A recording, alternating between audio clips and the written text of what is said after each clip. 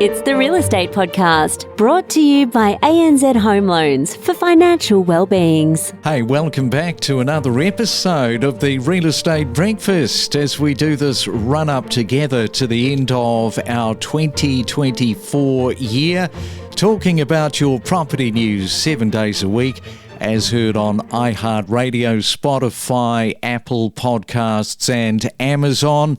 It is a Monday, October the 21st. The weekend came and went way too fast, as it always does.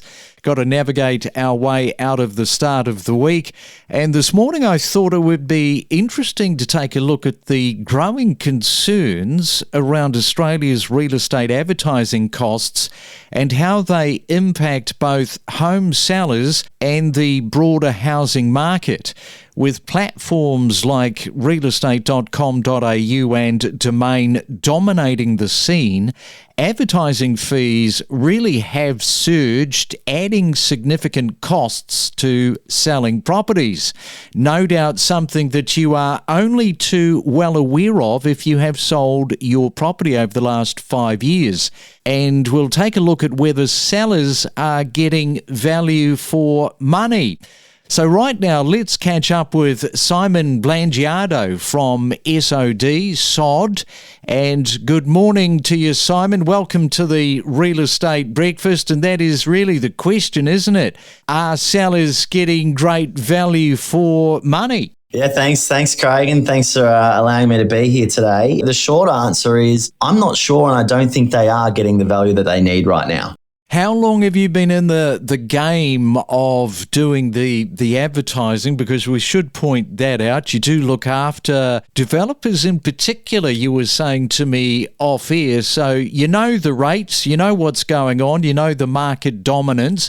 Sometimes it can be, do you go with the largest kind of advertiser or do you break it up into segments? And that's always a bit of a catch-22, isn't it? Yeah, it sure is. I've been doing this for now, probably the last 8 years. My agency's been around for 10 years, but the last 8 years we've been working predominantly in property and working very closely with not only developers, but also the estate agents themselves.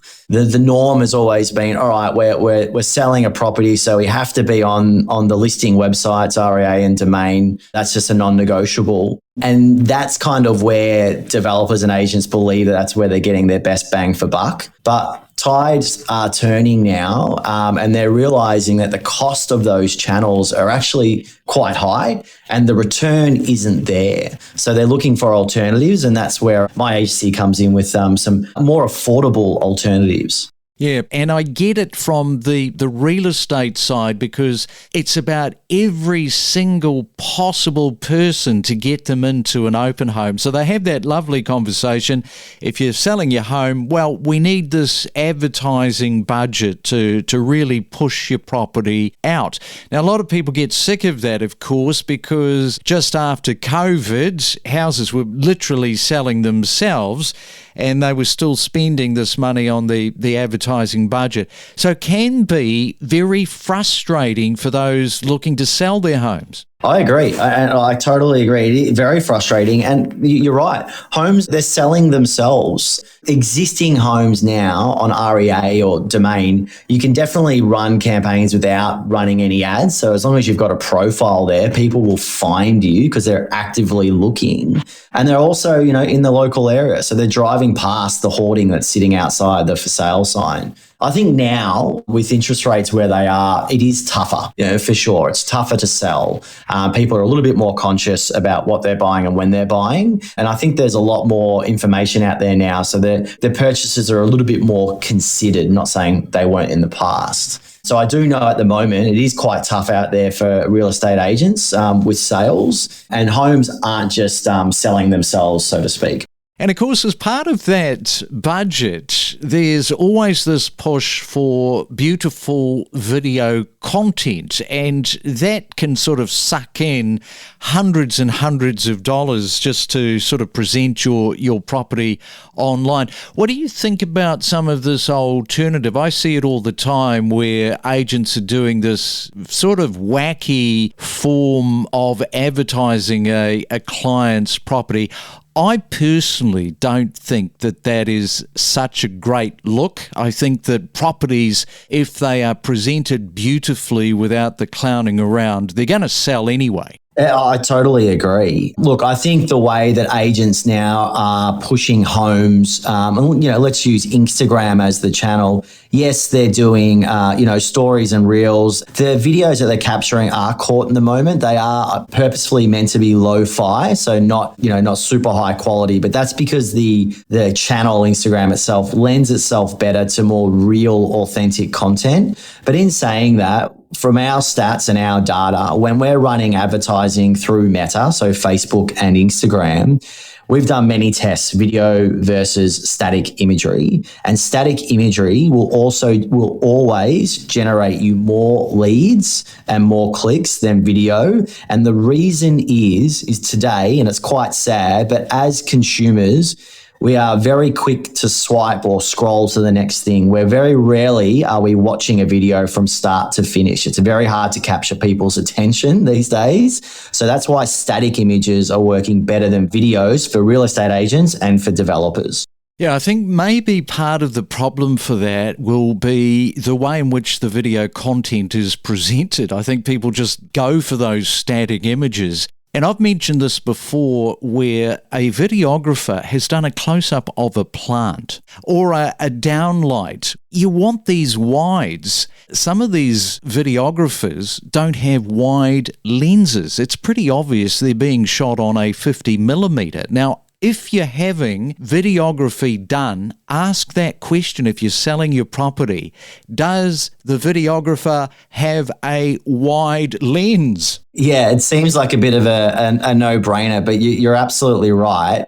And I guess with the videographer, you really want to make sure that they're just focusing on the areas that will sell your property. So just your money shots, your key moments in your home. People don't need to see a downlight or the skirting or a plant. What they want to do is they want to be imagining themselves in your home. So show the areas that they can do that in, and that typically will always be your kitchen and entertaining area. They're the areas that you really want to be focusing on with your video and static imagery.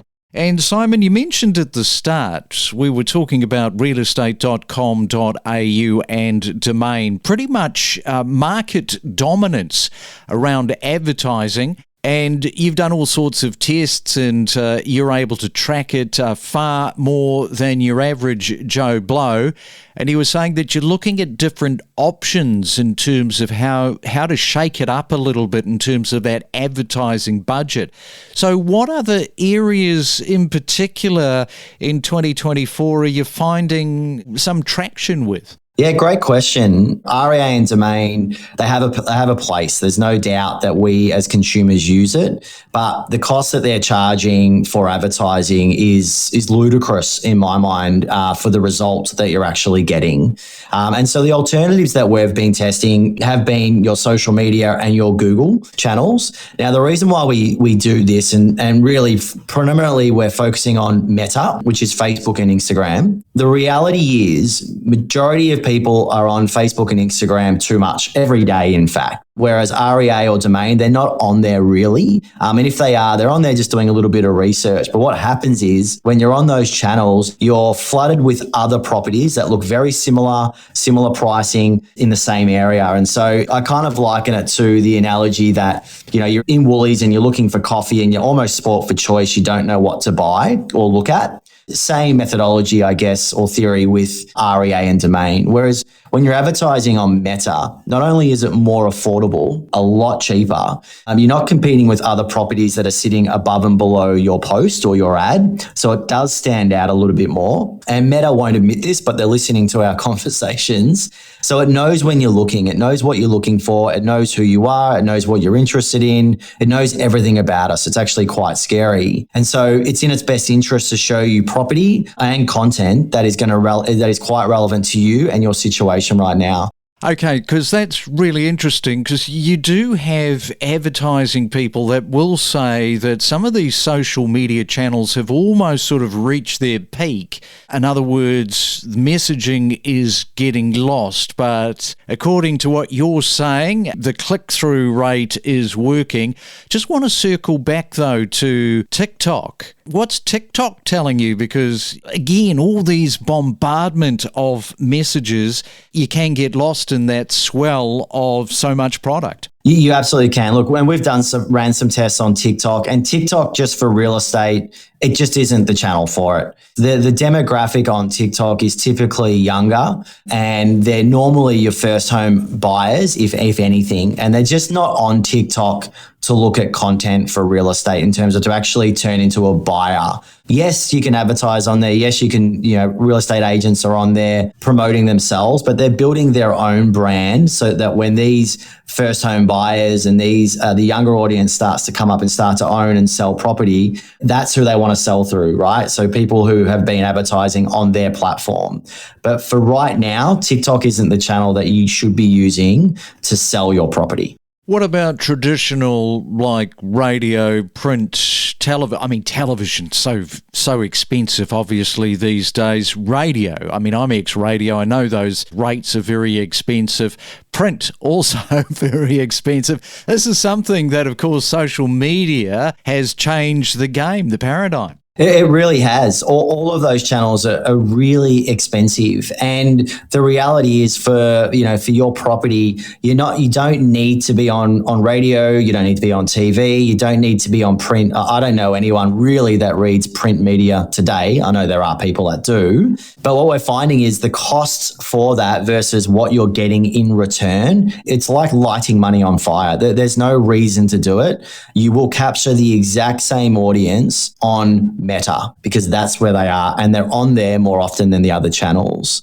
The only really form of advertising that works quite well that isn't Meta, that we're not talking about digital, would be just the hoarding or the sign that sits out front of the house or the property. That works very, very well because you're capturing the local market that is going to be more interested in your product, in what you're having to sell, which is your home. So that's really the only non-negotiable, I would say, for non-digital advertising. And another good one too, if you are selling your property and you don't want to spend any money on any form of advertising with the real estate agent, what you might want to do is just print off a couple of 1,000 flyers and put it around your local neighbourhood, because that will also bring people out. Yeah, exactly. Look, the research shows that majority of people, when you're buying a home, you typically live in that area. Now, that's not the case every time, but in most homes that get sold and most properties, you're buying in an area that you're very familiar with.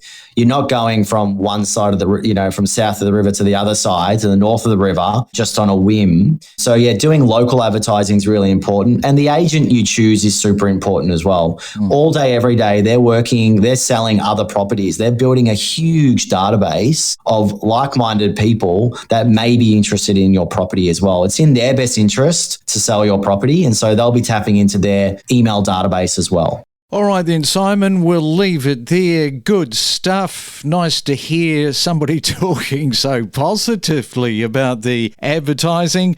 And thanks so much for coming on to the Real Estate Breakfast this morning. Enjoy your Monday. My pleasure, Craig. Right back at you. Have a great week, everyone. Thank you very much. Why pay a premium for advertising that's too expensive? Our listeners are actively engaged in the real estate market. Get your message directly into the ears that can influence your business. It's not a shock to me, but I think it's a shock to many other people to find that Melbourne is so far down the list when typically we always saw Sydney and Melbourne at the top of the table and Adelaide and Perth really at the bottom of that table. In the last couple of weeks, we have not really had many locals come to the area. It is Sydney investors, Central Coast and first home buyers, especially from Sydney, looking to get into the market, and they are willing to make that change. Yeah, it's a significant amount of money. It takes a long time to save that. The problem with house prices is lack of supply. The government are talking about what they need to do, the number of houses that they need to build to positively impact that, but they're not building them. We connect you to the best real estate information across Australia. The Real Estate Podcast.